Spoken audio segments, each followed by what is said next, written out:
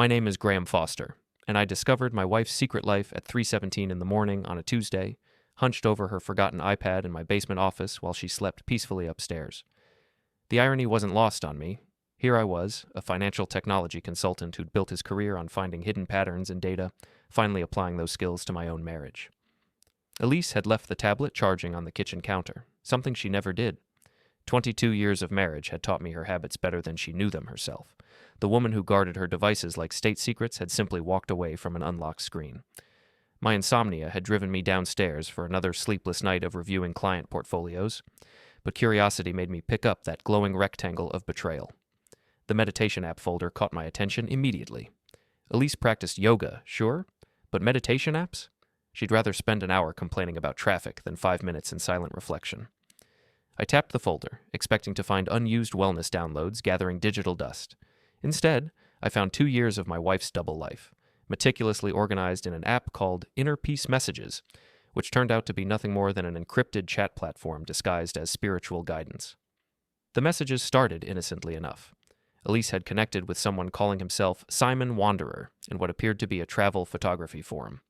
Their early exchanges focused on yoga retreats and mindfulness practices. Simon claimed to be a British digital nomad, working remotely while exploring spiritual destinations across Southeast Asia. But scrolling deeper into their conversation history, I watched their relationship evolve from philosophical discussions about chakras and meditation techniques into something far more intimate. The timestamps told a story of increasing frequency. What began as weekly exchanges had become daily conversations, then multiple times per day, and finally an almost constant stream of messages that ran from early morning until late at night. "I've never felt this connected to someone I've never met," Elise had written 6 months ago. "Sometimes I feel like you understand me better than anyone in my real life." Simon's response made my stomach clench. Physical distance means nothing when souls recognize each other.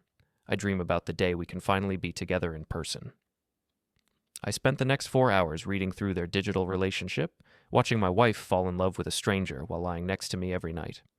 The conversations revealed intimate details about our marriage that she'd shared with this man, my work habits, our financial situation, even private moments between us that she'd apparently found lacking compared to her fantasy connection with Simon. The messages weren't just emotional affairs disguised as spiritual seeking. Photos had been exchanged, nothing explicit, but intimate enough. Elise had sent pictures of herself in yoga poses, at coffee shops, even in our bedroom while I was traveling for work. Simon had reciprocated with images from various exotic locations, always carefully framed to show just enough of himself to maintain the mystery while feeding her romantic fantasies. But what transformed my shock into something colder was discovering their recent planning. 3 weeks ago, their conversations had taken a decisive turn. Simon announced he was finally ready to visit the United States. They'd chosen Las Vegas as their meeting place, neutral territory where they could spend a long weekend exploring whether their digital connection could survive reality. The logistics were all there in black and white: flight confirmations, hotel reservations at the Bellagio, even a shared Pinterest board of restaurants and shows they wanted to experience together. Elise had booked her ticket under the pretense of a yoga retreat in Nevada, complete with a fake workshop schedule she'd apparently created to show me if I asked questions. Her flight was scheduled for Friday morning. Today was Tuesday. I screenshotted everything, uploading the evidence to a secure cloud folder while my wife slept upstairs, probably dreaming about her upcoming romantic adventure. The financial analyst in me appreciated the thoroughness of their planning, even as the husband in me felt something inside my chest growing cold and calculating. By sunrise, I had a complete archive of their relationship. 2 years of messages, photos, planning documents, and flight confirmations. I also had something else. A reservation on the same flight to Las Vegas, booked under my middle name and my mother's maiden name, with a seat assignment 3 rows behind my wife's. When Elise came down for breakfast at 7:30, I was already dressed for work, reading the morning news on my phone while sipping coffee. She looked beautiful, as always, her blonde hair perfectly styled even first thing in the morning, wearing the yoga clothes that had become her uniform since she'd started her wellness journey 2 years ago. The same 2 years she'd been building a secret relationship with a stranger. "Sleep well?" I asked, not looking up from my phone. "Like a baby," she replied, kissing my cheek before moving to the coffee maker. "I've got that retreat coming up this weekend. I'm so excited for some dedicated practice time." "Nevada, right?" I kept my voice casual, conversational. "What's the name of the place again?" "Desert Lotus Wellness Center," she answered without hesitation. The lie rolled off her tongue like she'd been practicing it. It's supposed to be transformative, a complete digital detox, no phones, no internet, just pure mindfulness practice. I nodded, still scrolling through news articles I wasn't actually reading. Sounds expensive? It's an investment in my spiritual growth, she said, a slight edge creeping into her voice. I thought you'd be supportive? Of course I am. You know I want you to be happy. She smiled then, the same smile that had charmed me when we first met in college. Back then, it had been genuine. Now I could see the calculation behind it, the practiced expression of a woman who'd become expert at managing her husband's expectations while pursuing her own agenda. I should get going, I said, standing and kissing her forehead. Big client presentation today? Good luck, honey. I know you'll be brilliant. I drove to my office in the converted warehouse district, where my small but successful firm occupied the top floor of a renovated brick building. My assistant Tammy was already at her desk, sorting through the morning's emails with her usual efficiency. She'd been with me for 8 years, ever since I'd started the company, and had developed an almost supernatural ability to read my moods.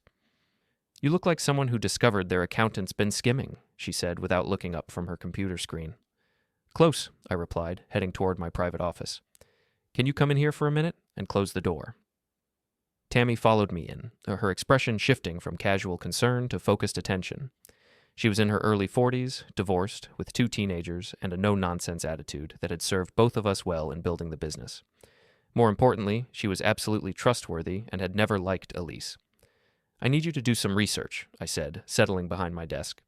Completely confidential. Can you find out everything available about a man named Simon Croft? British national, claims to be a digital nomad, probably in his 30s. He's been traveling extensively in Southeast Asia for the past couple of years. Tammy pulled out her phone and started taking notes. What kind of everything? Social media profiles, employment history, travel patterns, anything that might indicate whether he's legitimate or running some kind of long-term scam. Also, see if you can find any connection to wellness retreats or spiritual tourism. How deep do you want me to dig? Deep enough to know who I'm dealing with, but nothing that crosses legal lines. Use the standard background check services we employ for client verification. She nodded, understanding immediately that this wasn't about business. Timeline? By Thursday afternoon. Consider it done. She paused at the door. Graham, whatever this is about, be careful.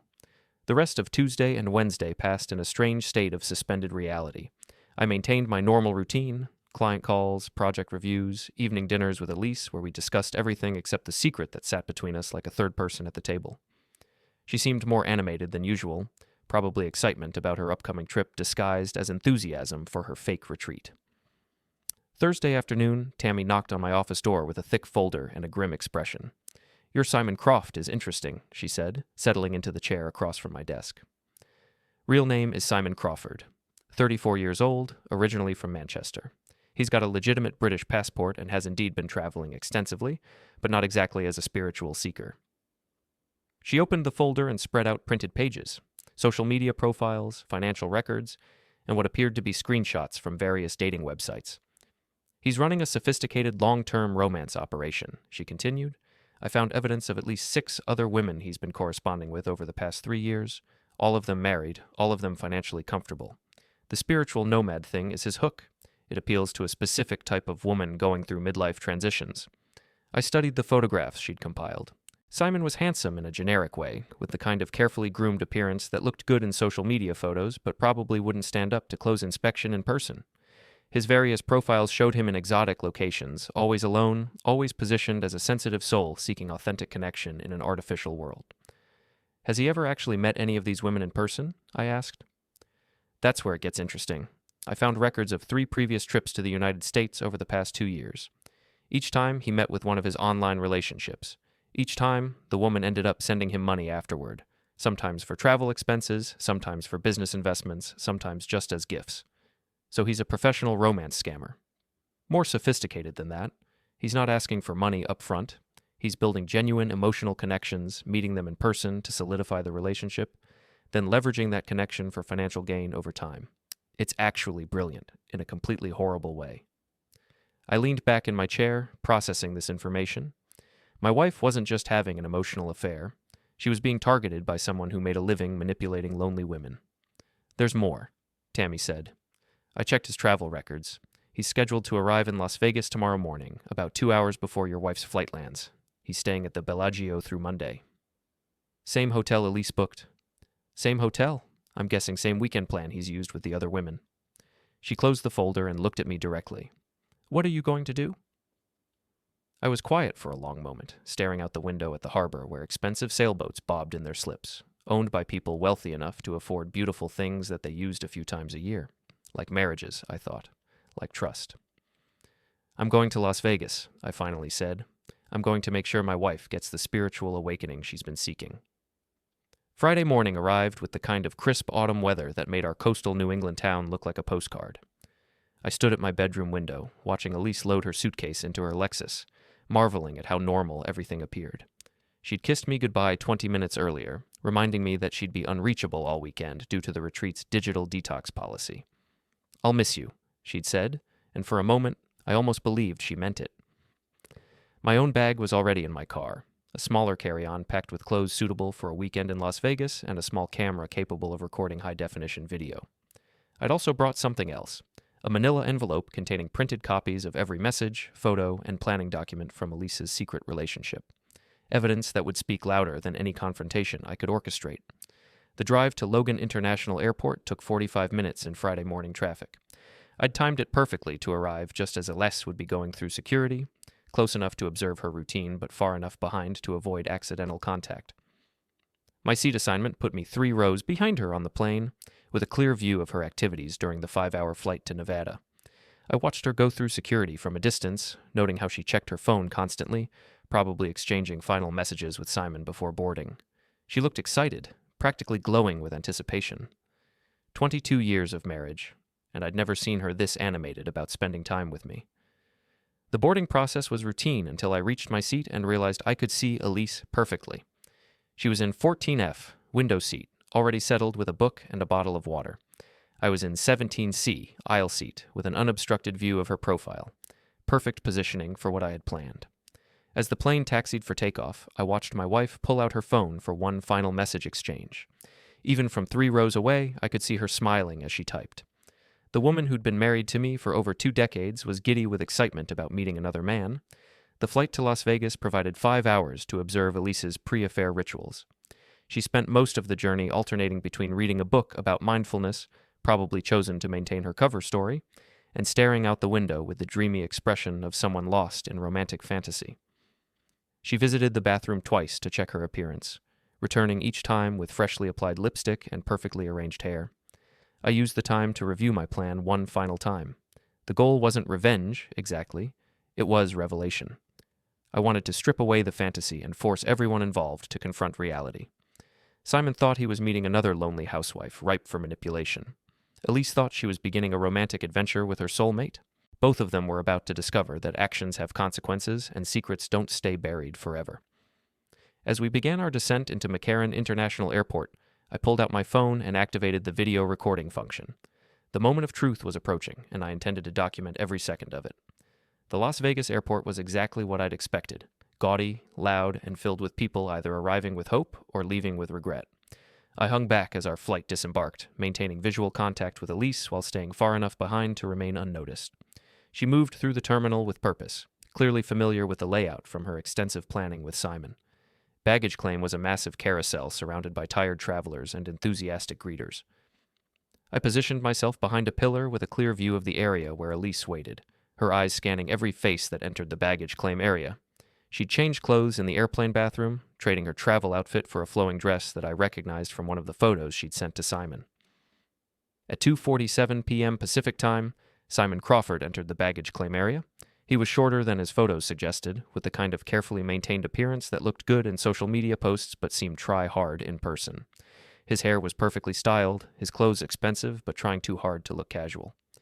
He moved with the confidence of someone accustomed to charming his way through situations, scanning the crowd for the woman he'd spent 2 years grooming for this moment.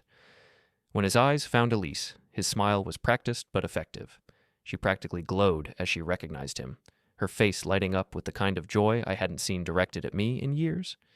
They moved toward each other like actors in a romantic movie, and I raised my phone to capture every second of their reunion. They embraced near carousel number 3, a long, intimate hug that confirmed everything I'd read in their messages. This wasn't the awkward meeting of strangers. This was the reunion of lovers who'd been separated by distance and circumstance. Simon spun her around, both of them laughing, completely absorbed in their moment of connection. That's when I stepped out from behind the pillar, phone raised, recording everything. "Elise," I called out, my voice carrying clearly across the baggage claim area. "Honey, you forgot to mention that your yoga retreat included a welcoming committee." The effect was immediate and devastating. Elise's face went through a series of expressions: confusion, recognition, and then pure panic. Simon released her immediately, stepping back as he processed the situation. Other travelers began to notice the drama unfolding, some pulling out their own phones to record what was clearly about to become an entertaining scene. "Graham?" Elise's voice was barely a whisper. "What are you doing here?" "Funny story," I replied, still recording, my voice calm and conversational. "I was reviewing your meditation apps earlier this week and discovered the most interesting spiritual guidance. 2 years' worth of inner peace messages between you and your British guru here." Simon found his voice first. "I think there's been some misunderstanding." "Oh, there's been a misunderstanding, all right," I interrupted, pulling out the manila envelope with my free hand. "But not the kind you think. Simon Crawford, originally from Manchester, professional romance consultant to married women seeking spiritual enlightenment. Did you tell Elise about Jennifer from Dallas, or Patricia from Phoenix, or the other women you've been providing guidance to?" The color drained from both their faces. Elise looked between Simon and me, clearly trying to process what was happening. Simon's practiced charm evaporated, replaced by the calculating expression of someone reassessing a situation that had gone very wrong. "You've been watching me," Elise said, her voice gaining strength as shock transformed into anger. "You've been spying on me, violating my privacy." "I've been protecting my investment," I replied calmly. 22 years of marriage, joint assets, shared property. Did you really think I wouldn't notice when you started planning secret vacations with men you met online?" By now, we'd attracted a significant audience. Airport security was moving in our direction, probably alerted by the crowd that had gathered to watch the confrontation. Several people were openly recording with their phones, and I could see the hungry expressions of people who recognized they were witnessing something that would be shared widely on social media. "Sir, we're going to need you to lower your voice," one of the security officers said as he approached. "Of course, officer. I'm just having a conversation with my wife and her spiritual advisor about the importance of honesty in relationships." I lowered my phone but didn't stop recording. "Elise, would you like to explain to these nice people why you told me you were attending a digital detox retreat while booking a romantic weekend with a professional romance scammer?" "He's not a scammer," she said, but her voice lacked conviction. She was looking at Simon with new uncertainty, probably remembering my comments about other women. "Show them the messages," Simon said suddenly, his British accent more pronounced under stress. "Show them how you've been stalking your own wife, violating her privacy, manipulating the situation." "Great idea," I said, pulling several printed pages from my envelope. "Officer, would you like to see 2 years of correspondence between my wife and Mr. Crawford here, including their detailed planning for this weekend, complete with hotel reservations and intimate photos exchanged between a married woman and a man who makes his living targeting lonely wives?" The security officer looked uncomfortable, but accepted the papers. As he scanned the first few pages, his expression shifted from annoyance at dealing with a domestic dispute to interest in what was clearly a more complex situation. "Ma'am," he said to Elise, "can you confirm that you're married to this gentleman?" "Yes, but—" "And did you tell your husband you were coming to Las Vegas to meet this other gentleman?" Elise's silence was answer enough. The security officer looked at Simon, who was clearly calculating his options and not liking any of them. "Sir, do you have identification?" Simon reluctantly produced his British passport. The officer examined it, then looked at the printed messages that clearly showed Simon's real name and his pattern of targeting married women. "I think we need to have a longer conversation," the officer said. "All 3 of you, please come with me." As we walked toward the security office, I noticed that several people in the crowd were still recording. One woman was clearly live-streaming the entire incident, providing commentary about the cheating wife and her British boyfriend getting busted by the husband. Another man was already uploading video to what looked like TikTok. By the time we reached the security office, my phone was buzzing with notifications. Someone had already tagged me in a video titled, "Wife's Secret Vegas Affair Exposed at Airport." The clip had been viewed 12,000 times in the past 10 minutes. The security interview lasted 2 hours. I provided complete documentation of Elise's deception, including the fake retreat information and evidence of her 2-year emotional affair. Simon was questioned about his visa status and his activities targeting American women online. Elise alternated between trying to play the victim and attempting to minimize the situation. In the end, no laws had been broken. Simon was in the country legally, Elise was free to travel wherever she wanted, and I had every right to confront my wife's infidelity in a public place. The security officers released all of us with warnings about causing disturbances, but the damage was already done. By the time we left the airport, the original video had been shared over 50,000 times across various social media platforms. Someone had created a hashtag, #KirVegasAirportBusted. News outlets were already picking up the story, describing it as a viral confrontation between a cheating wife, her online lover, and the husband who exposed them both. Simon disappeared into the crowd without another word, probably recognizing that his carefully planned weekend had become a public relations nightmare. Elise stood in the terminal, looking lost and humiliated. Her romantic adventure transformed into a very public humiliation. "The car rental is under your name," I told her, handing her a set of keys. "The hotel reservation, too. Enjoy your spiritual retreat." I walked away, leaving my wife standing alone in the Las Vegas airport, surrounded by strangers who had witnessed her secret relationship exposed in the most public way possible.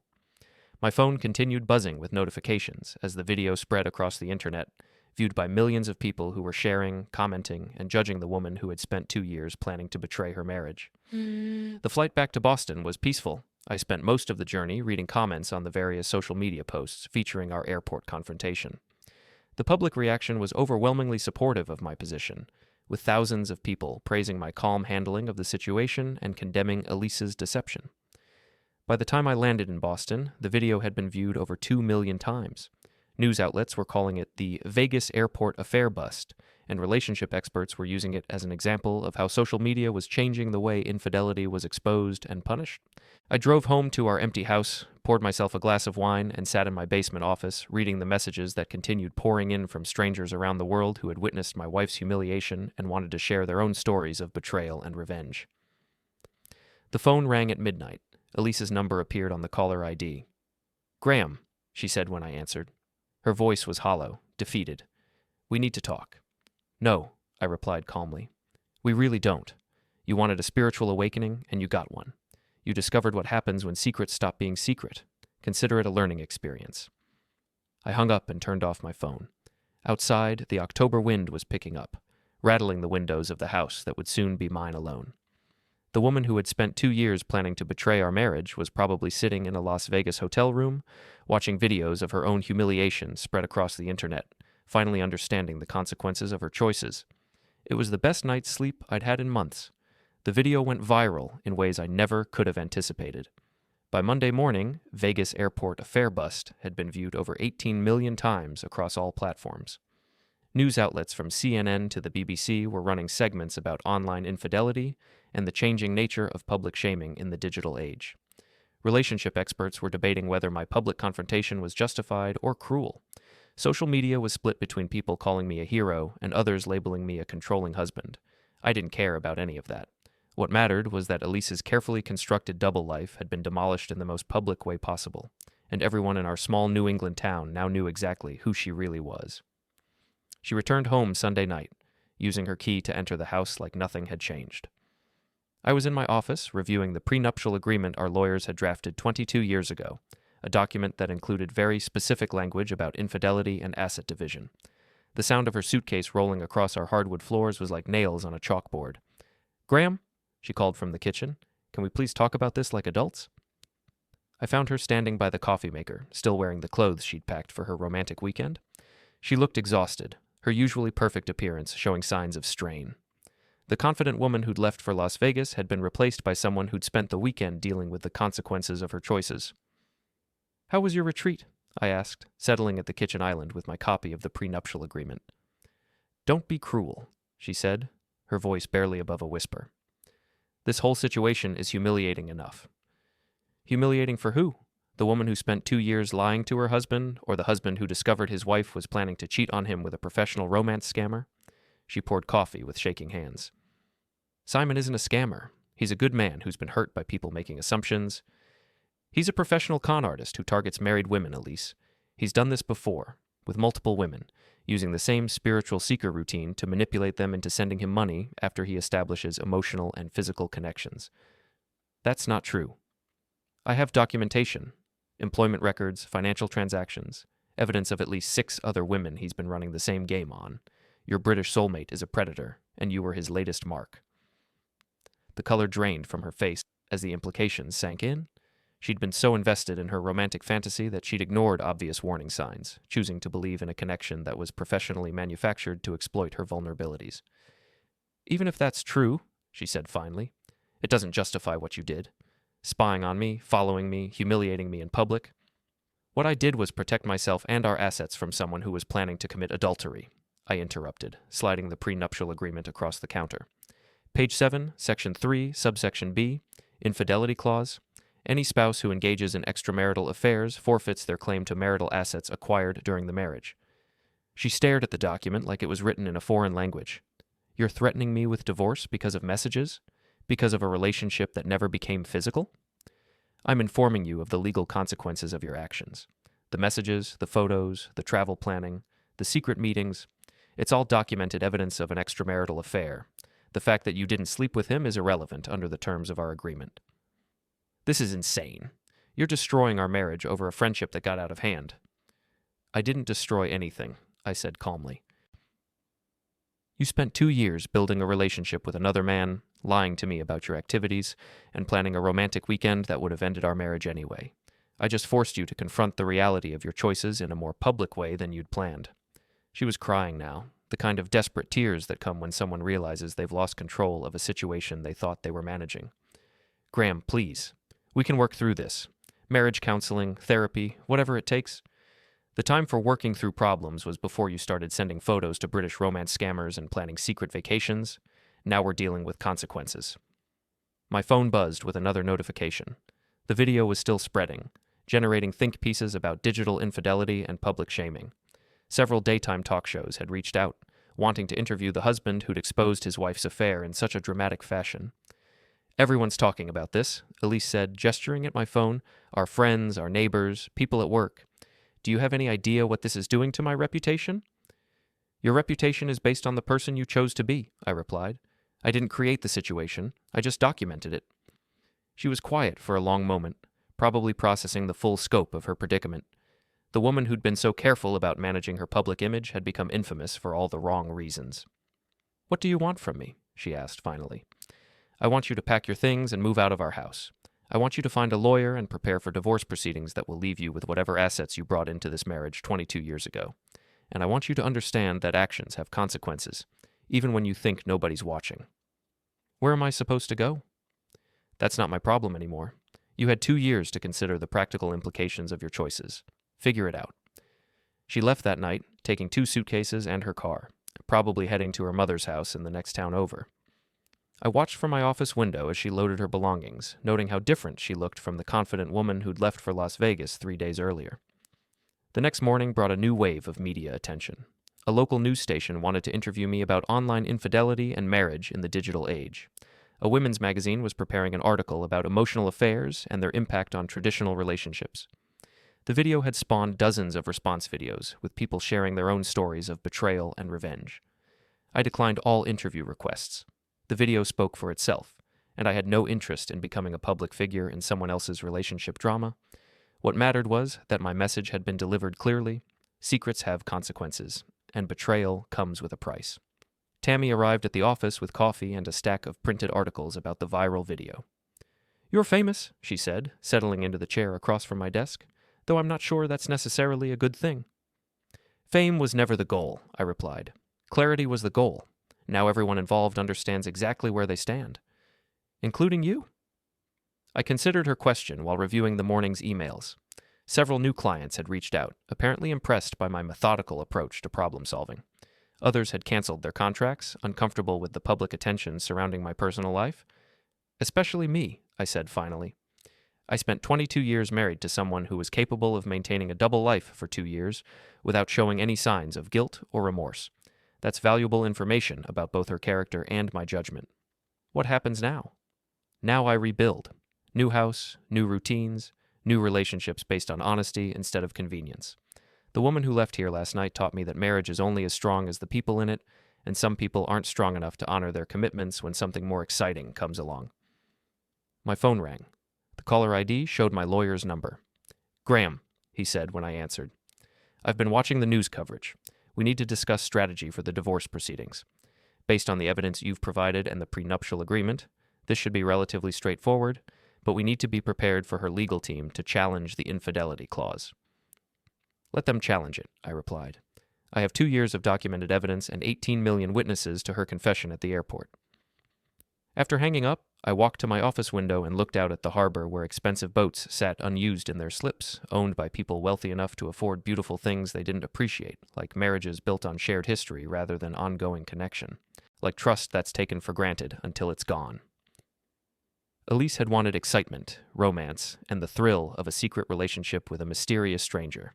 She'd gotten all of that, plus a very public education about the difference between fantasy and reality. Simon had wanted another lonely housewife to manipulate and exploit. Instead, he'd gotten his professional reputation destroyed and his face broadcast to millions of people who now knew exactly what kind of man he was. I'd wanted honesty, loyalty, and a partner who valued our marriage enough to honor her commitments. Instead, I'd learned that some people are capable of living double lives without conscience, and that trust, once broken, can never be fully repaired. The video would eventually stop trending, the news coverage would move on to other stories, but the lessons learned in that Las Vegas airport would last forever. Elise would always be the woman who spent 2 years planning to betray her husband with an online romance scammer. Simon would always be the predator who got exposed on viral video, and I would always be the man who chose documentation over denial, consequences over counseling. Some people called it revenge. I called it accountability. The difference, I'd learned, was mostly a matter of perspective. 3 weeks after the Las Vegas airport confrontation, I was sitting in my lawyer's conference room reviewing divorce papers that would officially end my 22-year marriage. The prenuptial agreement had held up exactly as designed, leaving Elise with her personal belongings, her car, and the small inheritance she'd received from her grandmother years ago. Everything else, the house, the business, the investment accounts, remained mine. She's not contesting the infidelity clause, my lawyer, Robert Chen, said as he organized the final documents. Her attorney advised against it, given the public nature of the evidence and the viral video documentation. Smart advice, I replied. Hard to argue against 18 million witnesses. There is one complication, he continued. She's claiming emotional distress and requesting spousal support based on the public humiliation aspect of your confrontation. Her legal team is arguing that your methods were unnecessarily cruel and designed to cause maximum embarrassment. I leaned back in my chair, considering this development. She spent 2 years planning to commit adultery with a professional romance scammer, but I'm the one who caused emotional distress? That's essentially their argument. They're positioning her as the victim of both Simon's manipulation and your public retaliation. What's your assessment? Legally, she doesn't have much of a case. The prenuptial agreement is ironclad, and you have documentation proving she initiated and maintained the extramarital relationship. The public nature of your confrontation, while dramatic, doesn't change the underlying facts of her infidelity. The meeting concluded with paperwork that would make our separation official within 60 days. As I drove back to the house that was now legally mine alone, I reflected on how quickly a life could be dismantled when the foundation proved to be built on lies. The media attention had finally started to fade, but the impact on our small town had been significant. Everywhere I went, people recognized me as the husband from the viral airport video. Some offered support and shared their own stories of marital betrayal. Others seemed uncomfortable, as if public accountability for private betrayal was somehow unseemly. The reaction at the country club had been particularly telling. During my regular Thursday night poker game, the conversation had inevitably turned to my situation. "Hell of a thing, what happened to you?" said Bill Morrison, a retired banker who'd been married to the same woman for 35 years. "Can't imagine discovering something like that about Susan." "The question is whether you'd want to know," replied Jack Sullivan, a divorce attorney who'd seen plenty of marital disasters. "Some guys prefer willful ignorance to ugly truth." "Not me," I said, studying my cards. "I'd rather deal with reality than live in someone else's fantasy." "Still," said Tom Bradley, the club's most notorious gossip, "putting it all over the internet like that seems a bit harsh. Couldn't you have handled it privately?"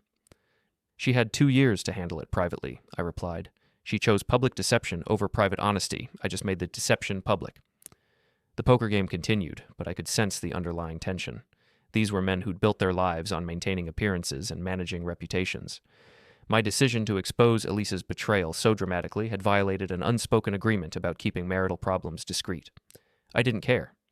The days of protecting other people's comfort by hiding uncomfortable truths were over. My business had actually benefited from the publicity. Several new clients had reached out, impressed by my methodical approach to gathering evidence and my calm handling of a volatile situation. Apparently, the skills that made me effective at financial analysis also made me formidable at personal crisis management. Tammy had become something of a celebrity herself, fielding interview requests from reporters who wanted the perspective of someone who'd witnessed the situation unfold. She'd declined them all, but enjoyed the attention. 3 more client inquiries this morning, she reported during our weekly business review. 2 of them specifically mentioned seeing the airport video and being impressed by your professional approach to personal problems. Interesting way to describe it, I said. How would you describe it? I considered her question while reviewing the client files spread across my desk.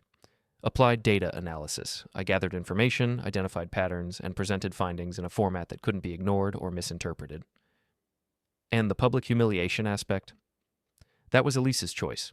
She could have been honest about her relationship at any point during those 2 years. She chose deception, so she got to experience the consequences of deception in the most educational way possible. The conversation was interrupted by my phone ringing. The caller ID showed a number I didn't recognize, but the area code was local. Mr. Foster? The voice was female, nervous, probably middle-aged. My name is Patricia Williams. I saw the news coverage about your situation, and I think I need to talk to you about Simon Crawford. I motioned for Tammy to stay as I put the call on speaker. What can I tell you, Mrs. Williams? He did the same thing to me, she said, her voice gaining strength. The spiritual seeker routine, the long-distance relationship, the promises to meet in person. I sent him money, a lot of money, over the course of 8 months before I realized what was happening. This was interesting. How much money? $37,000. Travel expenses, business investments, emergency loans, always with promises to pay me back when his consulting contracts came through. Tammy was already taking notes, her expression shifting from curiosity to concern. Mrs. Williams, have you reported this to the authorities? I tried, but he never technically stole anything. I sent the money voluntarily, based on promises he made about our relationship.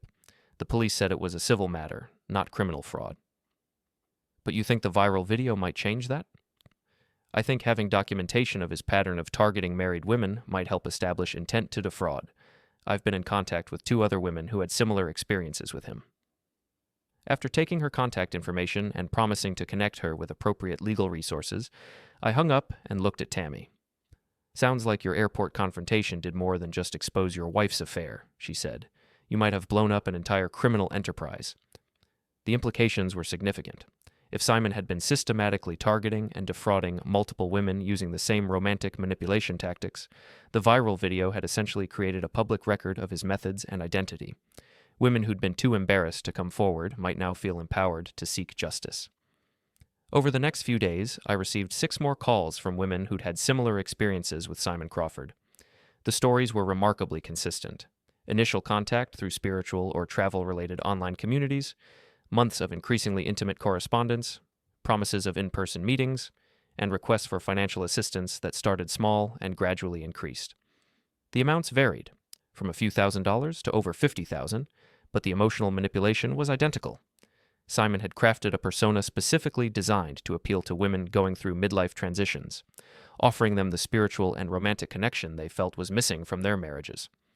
I compiled all the information and forwarded it to both the FBI's Internet Fraud Division and the British authorities responsible for investigating international romance scams.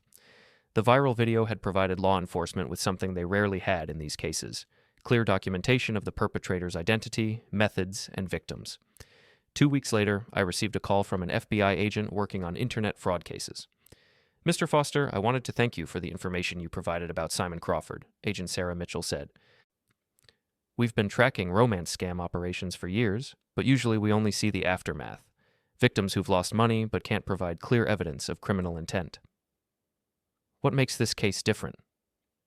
Your video documentation shows Crawford's systematic approach to targeting married women, combined with evidence from multiple victims showing a clear pattern of financial fraud. We've coordinated with British authorities, and they've arrested him in Manchester on charges related to international wire fraud. The news was satisfying in ways I hadn't expected. My confrontation with Elise had been about accountability and consequences, but it had also accidentally exposed a criminal operation that had been victimizing women for years. What happens to the women who lost money? I asked. Recovery of funds is always difficult in these cases, but having clear evidence of criminal activity gives them legal options they didn't have before. Several of them are filing civil suits, and there's a possibility of restitution if Crawford has recoverable assets. After hanging up, I sat in my office, looking out at the harbor where the expensive boats still sat unused in their slips.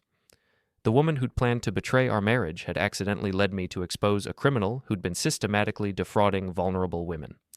The man who'd targeted my wife as his next victim was now facing federal charges in 2 countries. Elise had wanted excitement and romance. Instead, she'd gotten public humiliation and divorce papers. Simon had wanted another victim to manipulate and exploit. Instead, he'd gotten arrested and charged with international fraud. I'd wanted honesty and accountability. For the first time in months, that's exactly what I'd gotten. The divorce would be final in 3 weeks. The house was already feeling more like home without the constant undercurrent of deception that had poisoned our marriage. The business was thriving, my reputation enhanced rather than damaged by the viral video that had shown millions of people how I handled crisis with calm professionalism. Some stories end with reconciliation and forgiveness. Others end with revenge and destruction. This one ended with something rarer and more valuable: truth, consequences, and the satisfaction that comes from refusing to enable other people's lies. The video had stopped trending, but the lessons would last forever. In a world where secrets were increasingly difficult to keep and deception carried higher costs than ever before, I'd chosen transparency over comfort, accountability over denial. It was the best decision I'd made in 22 years.